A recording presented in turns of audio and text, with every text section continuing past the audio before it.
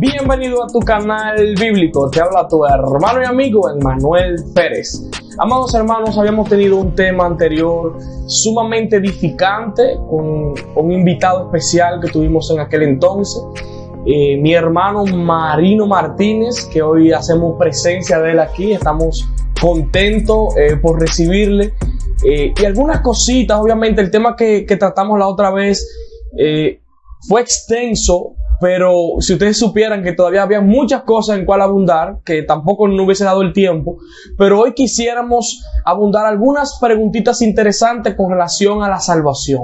Hemos llamado a este tema refinando el concepto de la salvación. ¿Por qué refinando el concepto de la salvación? Bueno, es sencillo. Muchas personas hoy día están haciendo el llamado desde los púlpitos de una manera no bíblica. Hay personas que llaman y dicen, ven a Cristo, tal vez por una dolencia, ven a Cristo y tus problemas se acabarán, ven a Cristo que Él es la solución de todo, que ven a este mundo color de rosa. Y muchas veces, por hacer un llamado equivocado, las personas vienen a Cristo de manera equivocada, porque no han entendido precisamente el Evangelio. No estamos diciendo que porque tú no entiendas el concepto de salvación, no quiere decir que tú no seas salvo. Es sencillo que nos ayuda este tema a poder despejar dudas y además al evangelismo, porque nos ayuda a presentar el Evangelio de una manera más fina, como la Biblia lo enseña. Y para eso tenemos otra vez en nuestro canal a nuestro hermano Marino Martínez para seguir haciendo preguntas con relación a este tema tan interesante de la salvación. Así que, ¿alguna preguntita que veremos el día de hoy? ¿La voluntad es necesaria para creer? ¿Creer es una decisión? ¿Qué es lo que hay que creer? ¿Tú te has hecho esa pregunta realmente? ¿Qué es lo que hay que creer para ser salvo? ¿Se debe tener un encuentro personal con Cristo? ¿Debemos seguir a Jesús para ser salvo? ¿Me debo arrepentir para ser salvo? ¿Qué es la vida eterna? ¿Es lo mismo que la inmortalidad? Esas preguntas estaremos viendo este día. Pero bienvenido mi hermano Marino Martínez y gracias por venir a nuestro canal. Sí, muchas gracias a ti, Emmanuel, por invitarme y por confiar en que podamos dar respuestas a tus inquietudes, que entiendo son las inquietudes de muchas personas y de muchas personas que estarán viendo este programa. Claro, y precisamente como habíamos dejado en la predestinación, lo pueden encontrar en mi canal, el tema de la predestinación. Si Dios no elige a la persona para salvación, entonces cabe preguntar, entonces, ¿cómo es que la persona se salva? Las personas se salvan por la fe en Jesucristo, creyendo en la promesa de Cristo Jesús, de que le puede dar vida eterna gratuitamente. Es importante ponerle el apellido, vida eterna gratuitamente. ¿Y qué tal la voluntad? ¿Qué rol juega la voluntad en el tema de creer? Entiendo que cuando hablamos de poner fe, estamos hablando de lo mismo que creer. Sí, fe y creer es lo mismo, pero obviamente la voluntad es determinante. Aunque obviamente hay sectores, hay personas creyentes que tienen otro tipo de pensamiento y dicen que no, que la voluntad del hombre no es necesaria porque todo está determinado. Lo que sigue es determinismo, calvinismo, la iglesia reformada, piensan que todo está determinado, que la voluntad del hombre no interviene. De hecho, ellos recurren a un versículo que está en el Evangelio de Juan 1:13, que dice que no somos engendrados por voluntad de sangre, no somos engendrados por voluntad de varón, sino por voluntad de Dios. Pero simplemente ese versículo está haciendo una diferencia entre el nacimiento físico y el nacimiento espiritual. El nacimiento físico, la pareja decide tener hijos o no tener hijos, pero el nacimiento espiritual es de Dios, es Dios quien lo proporciona. Y por eso dicen que no es la voluntad, pero no interviene la voluntad del hombre, pero sí, claro que sí. Por ejemplo, recuerda, hay una versículo famoso que la gente repite con mucha frecuencia, Juan 5, 39 y 40, que dice, escudriñad las escrituras, porque en ellas creéis que tenéis la vida eterna, y ellas son los que dan testimonio de mí. Sin embargo, no quieren venir a mí para que yo le dé vida. O sea, no quieren, ellos no tenían la voluntad, los fariseos no tenían la voluntad. Entonces, él podía darle vida eterna, pero ellos debían tener la voluntad. La voluntad. Hay quienes dicen entonces que eso de la voluntad, cuando definimos la palabra voluntad, es la decisión de una persona libremente escoger entre una cosa u otra. Claro. Pero yo he escuchado el argumento que dicen que es que Dios le cambia la voluntad, porque como estamos muertos en nuestros delitos y pecados, no podemos escoger a Dios porque estamos muertos, según Efesios 2, estamos muertos totalmente. Entonces, al estar muertos, ellos alegan que por estar muerto no tengo la capacidad de poder escoger a Dios. Es decir, están haciendo como una relación entre la voluntad y muerto, y la muerte física sería la idea. Entonces, ¿cómo podemos responder a esto? Obviamente están malinterpretando Efesios 2.1. A veces utilizan Efesios del 1 al 4, pero específicamente el 2.1, que dice que Él nos dio vida cuando estábamos muertos en nuestros delitos y pecados. Fíjate, si lo lee mal detenidamente, ¿cómo es que dice el versículo? Dice, estábamos muertos en nuestros delitos y pecados. No dice que estábamos muertos por correcto, nuestros delitos y pecados. Estábamos muertos en nuestros delitos y pecados. O sea, ¿qué significa estar muerto en delito? Usted ser esclavo del pecado. Todo el inconverso es esclavo del pecado. Y incluso el creyente puede hacerlo si deja de caminar en el Espíritu. En algún momento puede ser esclavo del pecado, como decía Pablo en Romanos 7. Pero estábamos muertos no por nuestros pecados, sino en nuestros pecados. O sea, aunque estábamos muertos en nuestros pecados, significa éramos esclavos del pecado. Pero eso no significa que no podíamos ejercer la voluntad. Porque entiendo que estábamos vivos. O sea, cuando Pablo se está hablando de que estábamos muertos, se lo está diciendo un vivo. O sea, que literalmente no había una muerte física y obviamente el hombre tiene acceso a poder escoger. Claro, obviamente un hombre no puede escoger si no se le ha presentado el evangelio. Claro. Entonces debería haber una información o el evangelio predicado para que esta persona sí pueda entonces ahora escoger. Sí. Es que lo que mantienen esa posición, por ejemplo, dicen que tú estás muerto. Un muerto no tiene iniciativa, no puede tomar ninguna iniciativa, entonces la iniciativa tiene que tomar a Dios. La salvación es de Dios, Dios que hace todo, pero o sea, para ofrecerle al hombre, le ofrece al hombre es que lo acepta o no lo acepta, o se convence o no se convence. Pero el argumento es que como el hombre no puede tomar iniciativa, no puede hacer nada, por lo tanto, Dios tiene que regenerarlo. Okay. Y luego darle la fe. O sea, primero, según esta posición del determinismo o calvinismo, según esta posición, la generación o la regeneración ocurre primero que la fe. Como tú no existías, o sea, tú estabas muerto, había que crearte de nuevo y luego que tú estás creado, darte la fe para que entonces tú creas. El asunto es, después que yo soy regenerado, yo no necesito fe. Si ya fui regenerado, ya soy una nueva criatura, pues ¿para qué necesito fe? Correcto. Por lo menos para ser salvo ya no la necesito porque ya fui regenerado. O sea, lo que la Biblia sí enseña es que la fe genera el nuevo nacimiento. La fe genera el nuevo nacimiento. Ocurre fe y nuevo nacimiento. Puede ocurrir simultáneamente o con una separación muy mínima, pero creo y nazco de nuevo. Sí, porque la otra vertiente es nazco, porque esa es la otra postura, nazco y luego creo, porque y eso es lo que ellos tratan de explicar, que son las ovejas, porque dice un versículo que mis ovejas oyen mi voz y me siguen, pero entonces la idea de eso tendríamos que concluir que cuando Dios llama a ovejas. Todos éramos cabras entonces todos estábamos muertos en nuestro delito y pecado. Se supone que cuando Él nos llama, nosotros respondemos y ahora somos transformados de una vida pasada en una nueva. Visto desde ese punto de vista, se interpretaría como que cuando dice mis ovejas oyen mi voz, entonces la cabra no, como es una parte, mis ovejas oyen, las cabras no, entonces las ovejas son esas que Dios predestinó desde el principio. Entonces pudiéramos decir, bueno, Dios llama a las ovejas, pero ¿cómo? ¿Era cristiano antes de llamarlo? No, obviamente no. Esa persona, ¿cómo? No fue que Dios le transformó, no, ya estaban transformadas porque eran ovejas. No, se supone que cuando vienen, ahora son ovejas.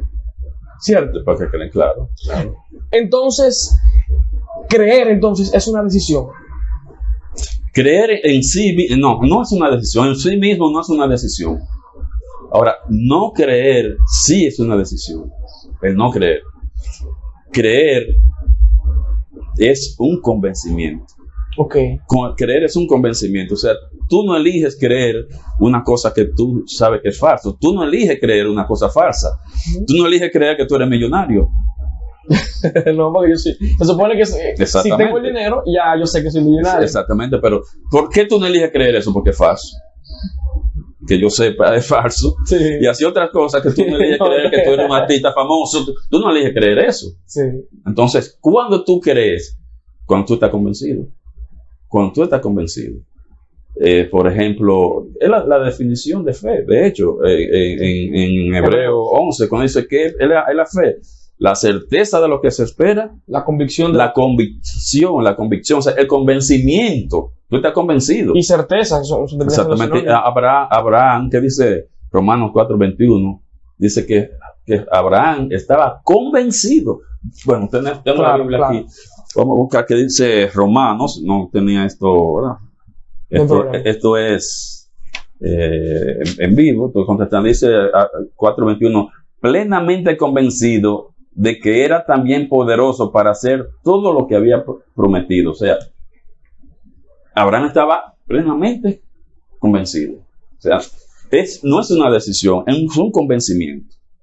Cuando yo estoy convencido, entonces yo actúo de acuerdo a mi convencimiento, confío en eso, porque estoy convencido. Obviamente, tú puedes estar convencido de un error, pero tú estás convencido. Uh-huh.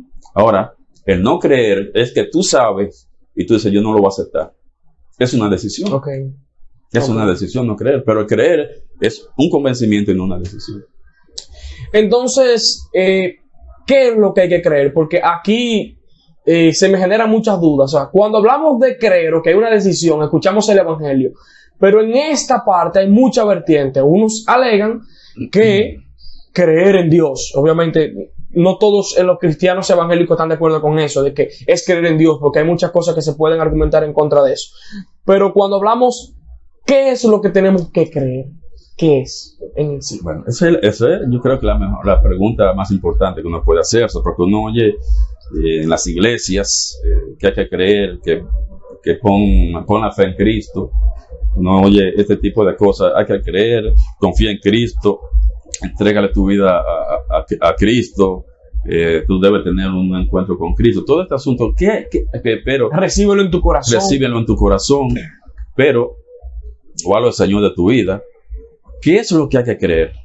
Porque eso puede determinar dónde tú vas a pasar la eternidad. Uh-huh. Porque obviamente hay mucha gente que yo creo, sí, tú crees en Jesús, confía en Jesús, pero ¿qué es lo que yo tengo que creer? Que ahí es que nosotros tenemos que señalizar, porque hay mucha gente en la iglesia que no saben lo que hay que creer, no solamente personas, líderes. A veces creemos en buenas obras. Pastores, sí. y no saben cómo se salva la gente. Sí. Hay que creer.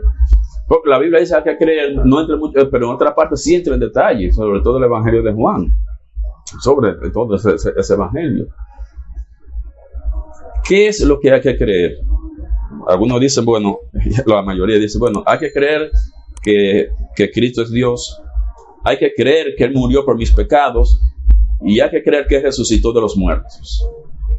Pero eso lo sabe el diablo también.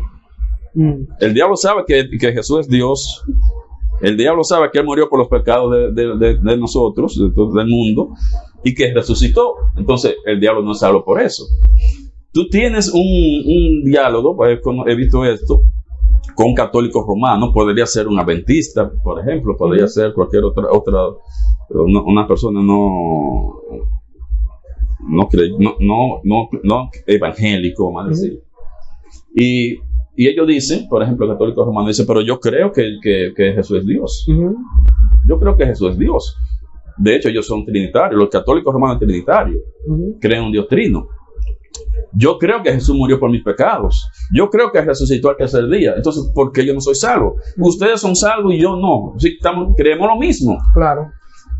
La diferencia, hay que creer, lo que hay que creer es la promesa de Jesús de dar vida eterna gratuita. Yo insisto en el apellido gratuito. ¿Por qué?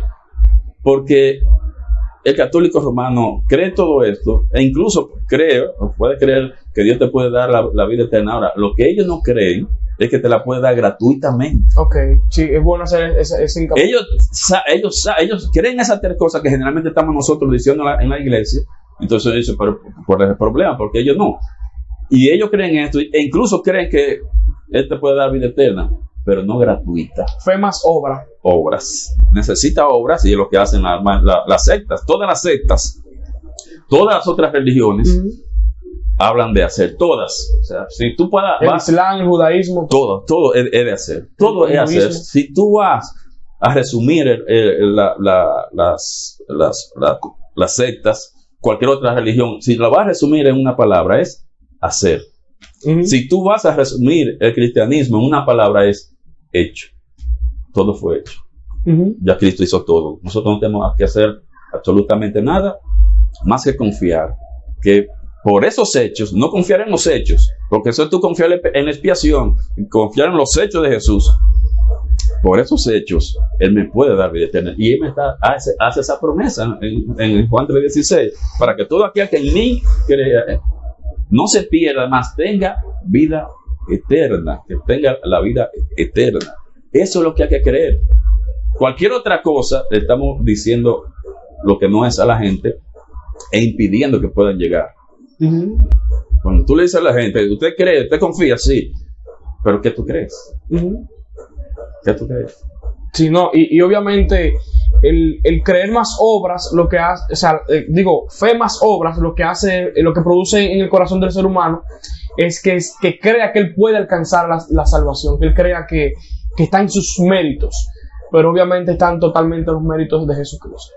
Pero esa parte sobre el creer en los hechos, es decir, ¿debo creer en los hechos de Jesús o sea, esa parte no la entendí, si me podría como explicarlo, no entendí, ¿creer en los hechos de Jesús o creer en que, no entendí esa parte, si me puede ayudar? O sea, Jesús es divino, es Dios, Él murió por mis pecados, Él resucitó al tercer día. Con yo creer eso no me da la vida eterna. Esos son hechos de la vida de Jesús. Eso es la expiación. El yo creer esto no me da la vida eterna. Es lo que dice la Biblia. Sí. La Biblia que me dice que la salvación, la vida eterna, se nos es dada cuando nosotros aceptamos el regalo gratuito de la vida eterna. O sea, Él me ha hecho una promesa, en Juan 16, una promesa, que yo creé esa promesa. Obviamente, yo esa promesa, Él la puede hacer por lo que hizo, por los hechos, pero no creer en los hechos. O sea, yo tengo que creer que Él me puede dar vida eterna. Si tú no crees que Él te puede dar vida eterna, tú no la tienes. Correcto. Aunque tú sepas todo lo de los hechos que hay, pero si tú no crees que te puede dar vida eterna irrevocable, vida eterna gratuita e irrevocable, correcto, entonces tú no tienes la vida eterna. Entendido. El que crea. Si tú estás dudando, si tú tienes dudas de si tiene la vida eterna o no, o sea, si Él te puede dar la vida eterna, no si la tiene o no, ahí no cambia. Pero si tú tienes dudas de si Él te la puede dar o no te la puede dar, no la tienes. ¿Por qué? Porque ha dudado, no ha creído. El que duda no cree y el que cree no duda.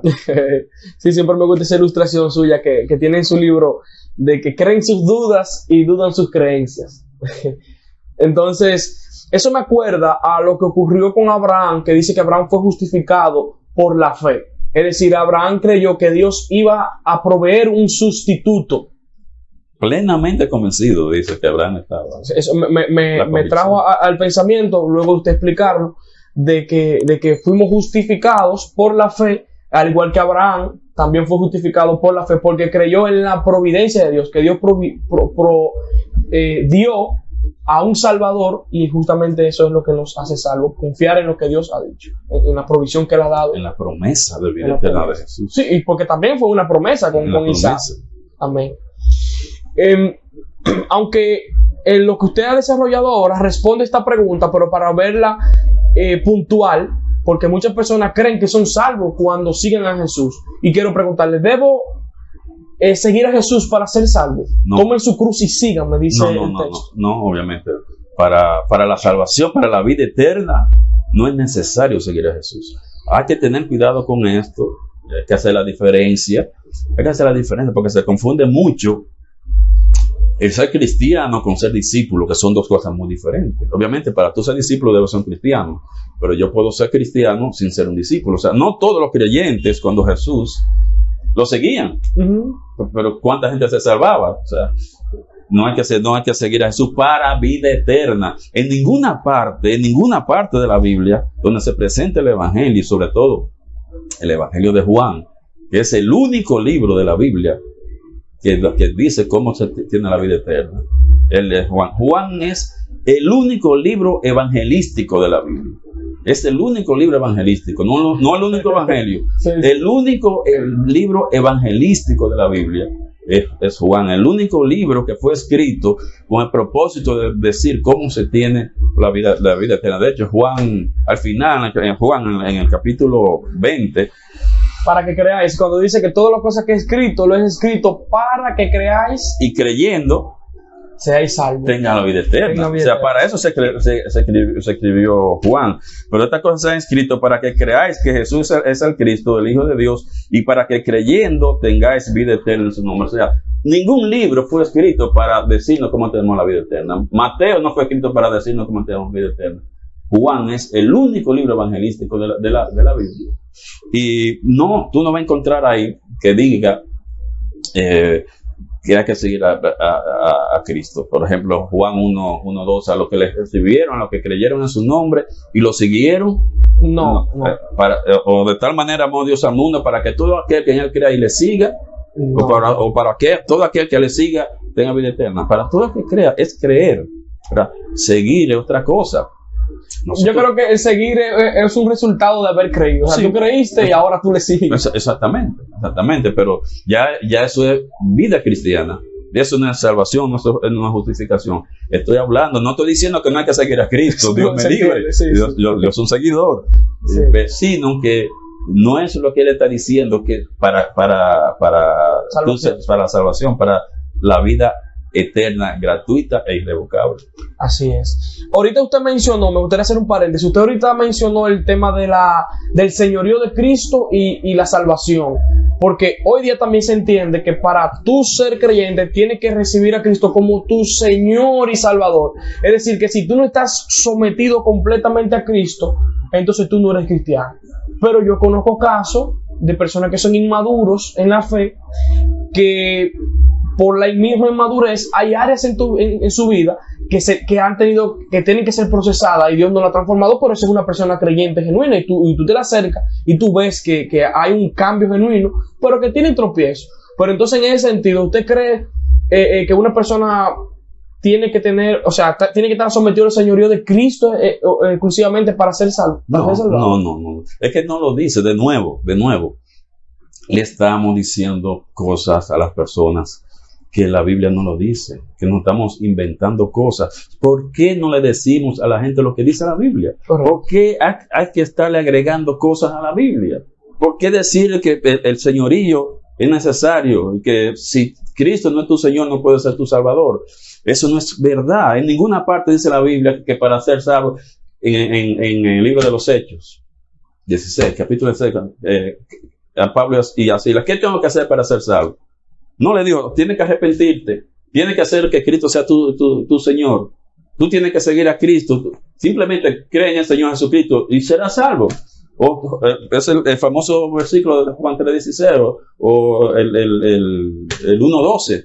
En ninguna parte dice la Biblia que hay que ser un seguidor de Cristo, que Cristo sea tu Señor para la vida eterna. Si es cristiano, debería tener cada cristiano a Cristo como su Señor, pero eso no es la realidad. Pero para vida eterna nunca se les dijo, se nos ha dicho a nosotros, buscando donde no hay, buscándole manga al chaleco. Eso es, se le ha dicho que se necesita el señorío de Cristo en tu vida. Ahora, ¿para qué yo necesito el señorío de Cristo? Para las recompensas. Para las recompensas y para mi vida aquí, porque mis pecados van a tener una consecuencia aquí y allá. Y yo entiendo que el tema del señorío de Cristo es un tema de santificación, porque al momento que voy creciendo en el Señor, me voy sometiéndome más a Cristo, y mientras me voy sometiendo más, ¿qué voy haciendo en mi vida espiritual? Voy creciendo. Entonces es un tema de santificación, no de salvación. Así lo veo. Tú eres salvo y como dice Romanos 8:17, y si eres hijo, ya heredero, tú vas para el cielo. Ahora, coheredero si es que padecemos juntamente con él. Dice el 17. Heredero de Cristo, si hijo, heredero.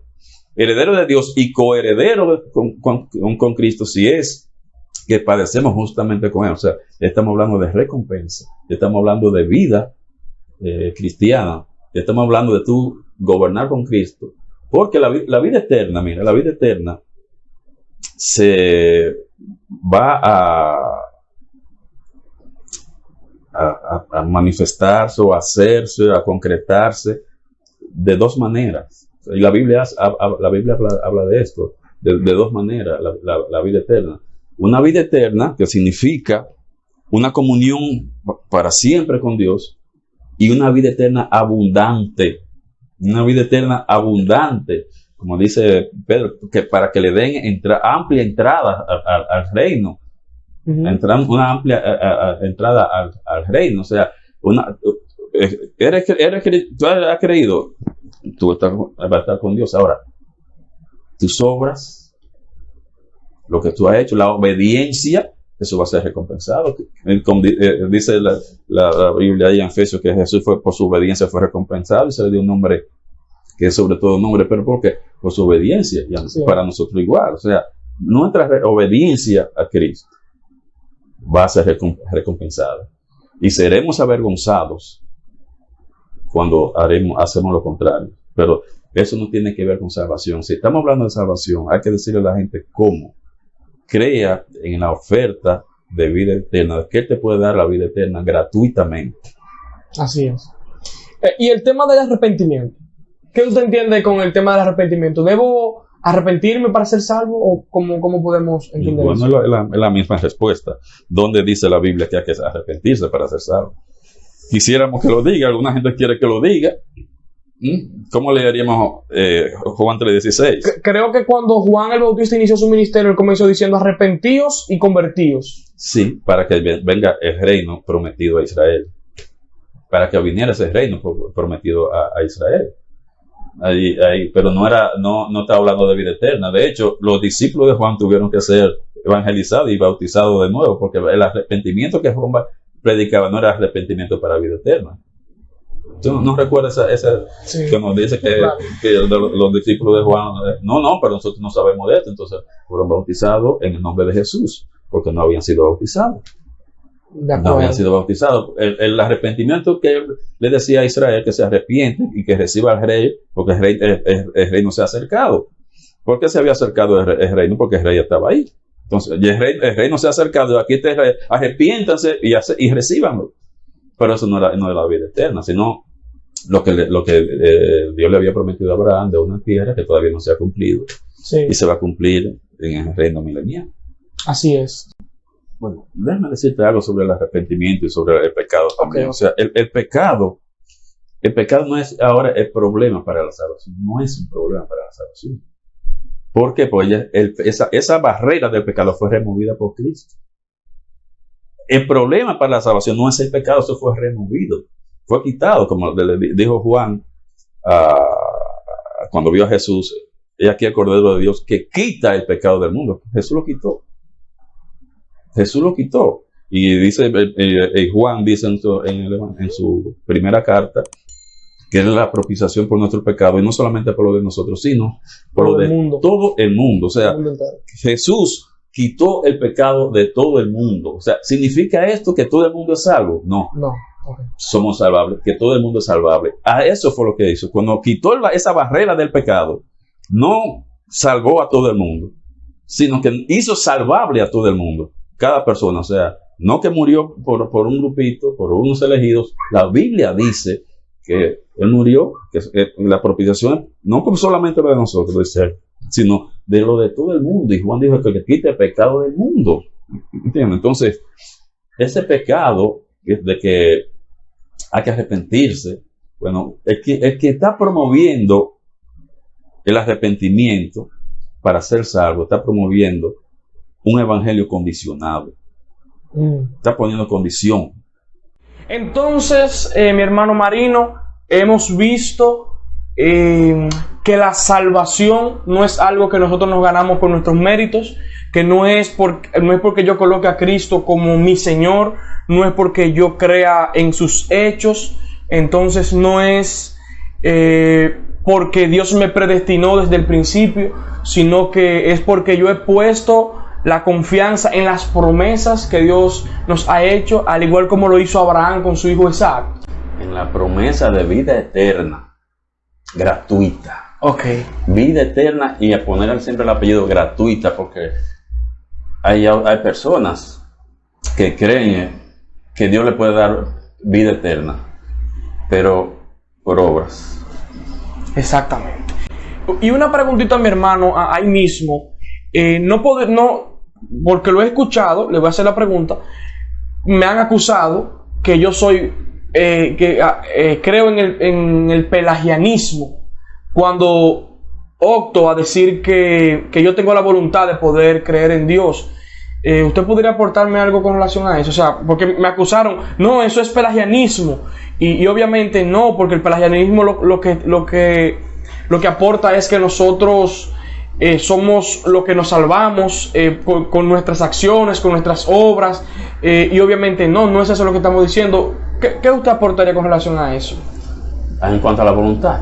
Ajá. Sí, la voluntad es necesaria. La voluntad del hombre es necesario. Ya habíamos dicho de que sí, algunas personas dicen que no es necesaria, porque Dios tiene todo determinado y es por su voluntad, no por la voluntad humana, y hacen referencia al Evangelio de Juan, capítulo 1 y el verso 13, que dice que somos engendrados no por voluntad de hombre, no de sangre, y no por voluntad de hombre, sino por la voluntad de Dios. Pero ese versículo simplemente está haciendo la diferencia entre el nacimiento natural, que el hombre decide tengo hijo, no tengo hijo, y el nacimiento, y el nuevo nacimiento, que eso sí es voluntad de Dios. Fue Dios quien decidió la manera como nos íbamos a salvar. En el momento que yo acepto ese regalo de gracia, en el momento que yo pongo mi fe en Cristo, o sea, en eso, en la promesa que Él me ha hecho, la fe genera el nuevo nacimiento. Así es. La fe genera el nuevo nacimiento. He nacido de nuevo, pero para eso está la voluntad. ¿Qué le dijo Jesús a los fariseos? Ustedes están escudriñando las escrituras porque a ustedes les parecen que ahí está la salvación y ellas dan testimonio de mí. Y dice el 5:40, pero no quieren venir a mí para que yo le dé vida. No quieren, o sea, a los fariseos, ¿qué les faltaba? La voluntad. No tenían la voluntad. Entonces, claro, la voluntad es determinante. O sea, igualmente que para la fe y la obra, para tú obrar, tú necesitas tener la voluntad. Sí. O sea, ¿qué me une la fe con la obra? La voluntad. Tú tienes que tener voluntad de tú hacer lo que tú has creído.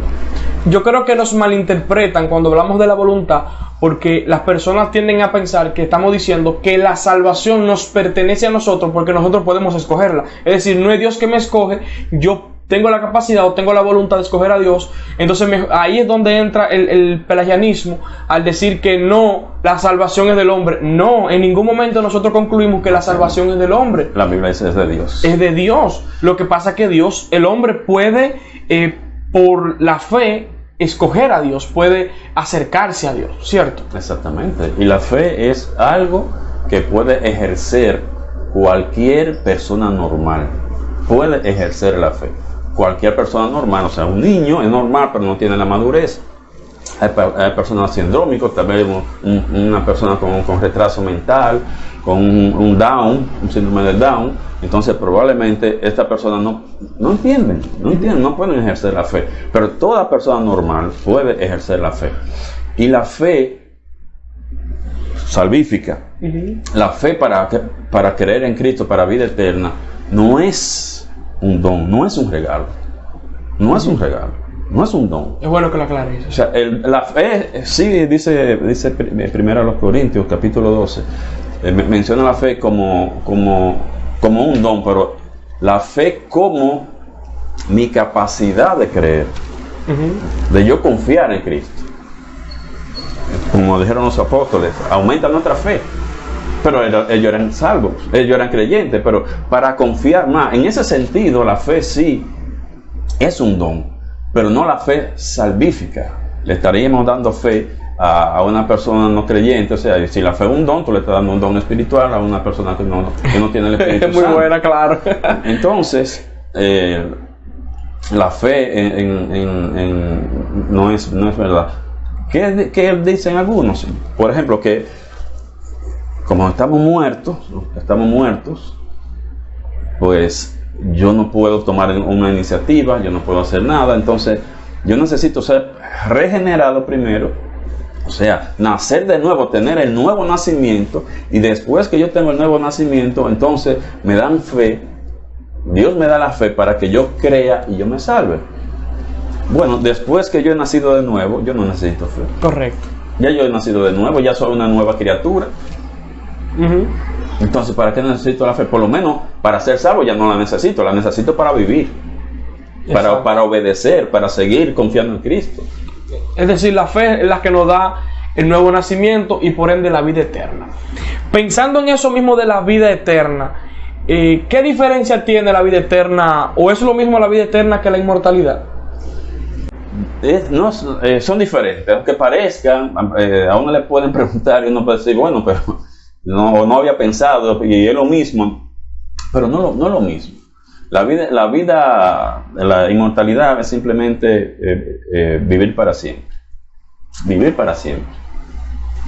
Pero la vida eterna es compartir la vida de Dios. Es compartir la naturaleza divina, como dice Pedro, que ya ahora somos partícipes de la naturaleza divina. Eso es la vida eterna. No vivir para siempre, porque de hecho el alma es inmortal, el espíritu es inmortal. El cuerpo se destruye, pero el alma, pero el espíritu, a veces se usan como sinónimo, a veces no, pero el alma o el espíritu no mueren. Aún los no creyentes van a estar viviendo por siempre en un lugar de tormento, en un tormento eterno. Un tormento eterno y consciente. Ellos van a estar vivos, entonces, pero ellos no tienen vida eterna. Ellos no tienen vida eterna. Porque no están unidos. No tienen la naturaleza divina. Cuando Dios dice, o cuando Jesús ofrece la vida, es la única vida que puede ofrecer la vida eterna. Es la única vida. Entonces, está ofreciendo la vida eterna, compartir la naturaleza divina. Cuando yo tengo vida eterna, yo tengo la naturaleza divina. Tremendo, mi hermano. No tendría más nada que aportar a ese argumento. Pero nosotros tenemos que pensar de aquí en adelante cómo decidimos ahora presentar el Evangelio. Porque el Evangelio es un don de Dios, el Evangelio es un regalo de Dios en Jesucristo para que nosotros nos acerquemos a Dios. Dios nos ha dado todas las herramientas para que podamos creer en Él. Por tanto, si concluimos con este tema, la idea sería que debemos aprender a predicar el Evangelio para que las personas luego no vengan a la congregación. Y se da, mi hermano, que hay personas que van a la iglesia y pueden durar hasta 10 años en una iglesia y tal vez esa persona no ha sido salvada porque no ha entendido el Evangelio. Y a veces ese es el problema cuando tenemos una oveja que a veces son demasiado incómodos, no entienden, y es porque no conoció el Evangelio de manera clara y esa persona cree que ha sido salvada. Y yo creo que no hay una cosa peor que un creyente que crea, o una persona que crea ser creyente y no lo es. Y es por eso que es importante comenzar con las bases fundamentales de la salvación, para que nosotros podamos presentar claramente el Evangelio. Y esto te sirva a ti, a mí, para poder predicarlo en todos nuestros lugares de trabajo, poder hacer el llamado con claridad, dejar de estar invitando a la persona para que reciban a Cristo en su corazón, para que entre y cene contigo, como dice en Apocalipsis, que también es un texto fuera de contexto. Pero en fin, mis hermanos, agradecemos a nuestro hermano Marino por aportar este tema tan enriquecedor. Más adelante lo esperaremos por aquí tratando otros temas sumamente interesantes sobre Apocalipsis y otros, Romanos, que también está cerca ahí, y estamos encantados de recibirle de usted también, mi hermano, para estos temas. Sí, muchas gracias, Manuel, te agradezco a ti confiar para que yo pueda venir a tu programa y tratar de esclarecer algunas cosas. Antes que se me olvide, me gustaría que usted cierre. ¿Cómo usted presentaría el Evangelio entonces de manera correcta? Para que cerremos con eso. Sí, bueno, hay que mantener la cosa simple como lo ha hecho Dios, como lo ha puesto Dios. Simple, sencillo, para que todo el mundo lo pueda entender. No los más inteligentes, no los más preparados. Mantenerlo simple, no complicarlo. ¿Qué es lo que hay que creer? En la promesa de vida eterna gratuita de Cristo hacia nosotros. Por sus hechos, Él ahora me puede hacer esa oferta. Nos está haciendo esa oferta de vida eterna gratuita por sus hechos, por lo que hizo. Porque fue a la cruz, o sea, por la expiación. Uh-huh. Él expió nuestro pecado, quitó el pecado del mundo y ahora me hace esa oferta. Entonces, obviamente la gente tiene que saber que está perdido. La gente tiene que saber que el alma no muere, que hay dos lugares donde se va a pasar la eternidad. Ellos tienen que saber esto. Pero decirle que Jesús le ofrece la vida eterna gratuitamente. Si está dispuesto a aceptar ese regalo, si cree que Cristo le puede dar la vida eterna. ¿Tú crees que Cristo te puede dar la vida eterna gratuitamente? ¿Tú crees esto? Veamos el ejemplo de Cristo, o sea, lo sencillo, cómo lleva el mensaje. Cuando habló con Marta en Juan capítulo 11, ¿qué le dijo? Yo soy la resurrección y la vida. El que cree en mí, aunque esté muerto, vivirá. ¿Tú crees esto? ¿Tú crees esto? Fíjate, no le dijo, tú tienes que arrepentirte. Hazme tu Señor. No, recíbeme en tu corazón. Entrégame tu vida. Él no le dijo nada de esto. ¿Tú crees esto? Pues ya. Mira el ejemplo con la mujer samaritana. La mujer samaritana le dice: el que toma de esta agua no tendrá sed jamás. No tendrá sed jamás. Está diciendo, aunque eso parece pero es profundo y tiene otras implicaciones, se necesita un trago solamente. Una sola vez. Una sola vez. No tienes que pasarte la vida bebiendo del agua. Una sola vez. Para la salvación, para tener la vida eterna, se necesita un solo acto de fe, no una vida de fe, no una vida entera de fe. La vida de fe sería entonces para la santificación. Para la santificación, para la recompensa. O sea, el creyente que no vive por la recompensa necesita un psiquiatra. El creyente tiene que vivir con fidelidad, con obediencia, con sometimiento, pero no para salvación, para la recompensa, para la comunión, para la cercanía con Dios, para las bendiciones. Así es. Mira que le dijo, él le dijo, simplemente le dijo, el que tome de esta agua ya no tendrá sed jamás. Entonces, eso está hablando también de seguridad de salvación. No vuelve a tener sed. Se necesita un solo acto de fe para tú tener la vida eterna, no una vida entera de fe. Wow. Amén. Amén. Bueno, pues nada, mis hermanos, aquí llegamos hasta el final. Gracias por quedarte con nosotros. Dios te bendiga. Yo soy Bíblico. Nos vemos en la próxima.